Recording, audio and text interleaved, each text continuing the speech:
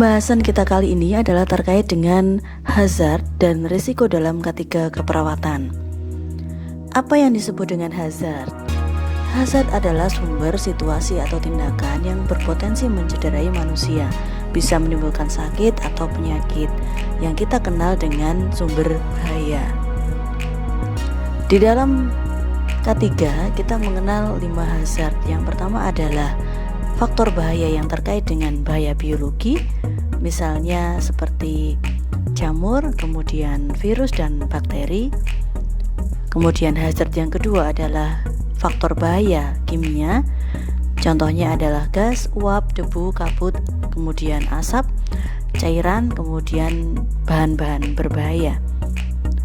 Faktor yang ketiga adalah faktor bahaya fisik atau mekanik, contohnya adalah penerangan di ruangan, kemudian suhu, kelembapan, getaran. Kemudian klasifikasi berikutnya adalah terkait dengan mekanik, ya, misalnya adalah mesin-mesin, mulai dari mesin ortopedi, mesin fisioterapis, elektromedis, kemudian juga generator set.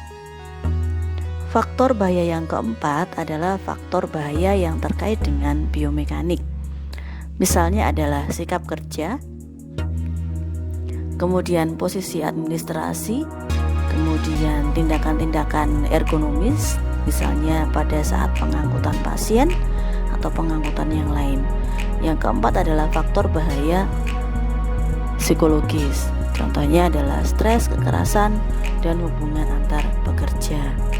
Selain 5 hazard ini, maka ada hazard yang sebetulnya memiliki peran penting di dalam proses patient safety, misalnya adalah hazard terkait dengan psikososial. Nah, apa yang disebut dengan hazard psikososial? Bahaya psikososial adalah suatu bahaya non-fisik. Jadi bahaya ini timbul karena memang adanya interaksi dari aspek job description. Kemudian hazard ini juga terkait dengan lingkungan atau situasi kerja, desain kerja, dan faktor-faktor yang terkait dengan ini yang nantinya dapat menimbulkan gangguan baik secara fisik, psikologis maupun sosial di dalam K3.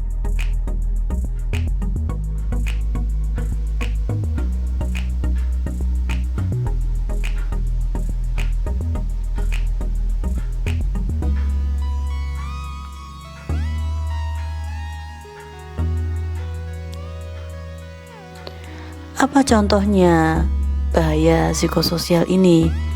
Di antaranya adalah beban kerja, kemudian suasana kerja yang buruk, faktor konflik antar pekerja maupun antara pekerja dengan pimpinan, kemudian hazard yang terkait dengan masalah organisasi maupun terkait dengan rutinitas kerja. Selain faktor psikososial tadi ya, hazard psikososial, maka error atau kesalahan medis juga dipengaruhi oleh faktor lingkungan.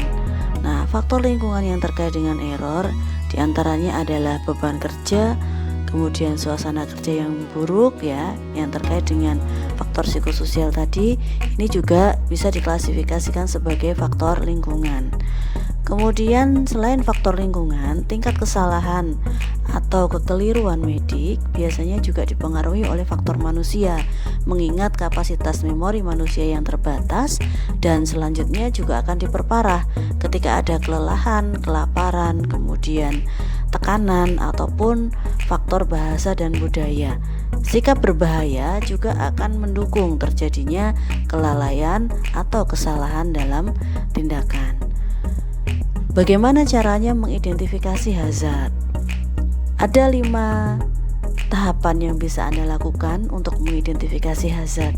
Yang pertama adalah membuat daftar dari semua objek. Apakah memang objek-objek ini bisa menimbulkan hazard atau sebagai sumber hazard? Objek yang ada di tempat kerja kemudian dicatat.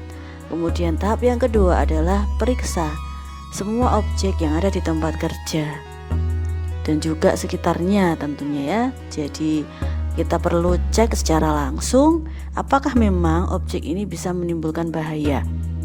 Kemudian tahap yang ketiga adalah lakukan wawancara dengan orang-orang yang terkait yang ada di lokasi.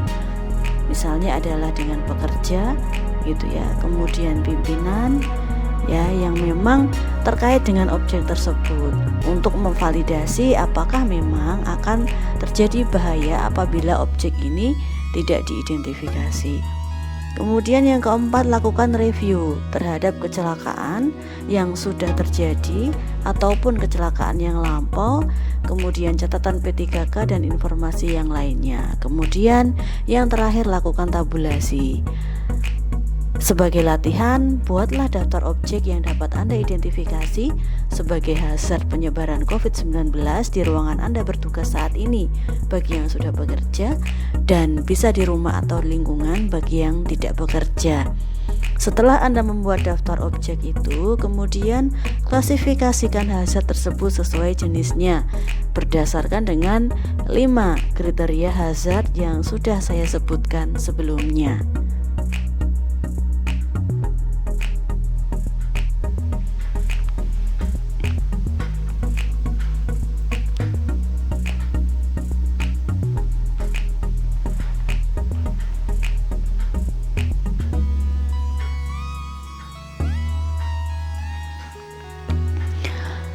Kita tadi sudah membahas terkait dengan hazard. Kemudian, apa yang dimaksud dengan risiko? Kita mengenal risiko ini adalah gabungan dari kemungkinan atau frekuensi dan akibat atau konsekuensi dari terjadinya bahaya atau hazard.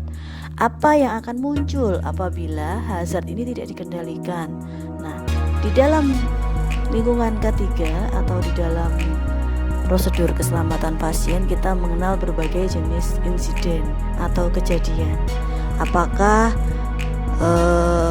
dalam proses kerja ini terpapar atau tidak terpapar dengan berbagai hazard ini? Kemudian apakah muncul cedera ataukah tidak muncul cedera?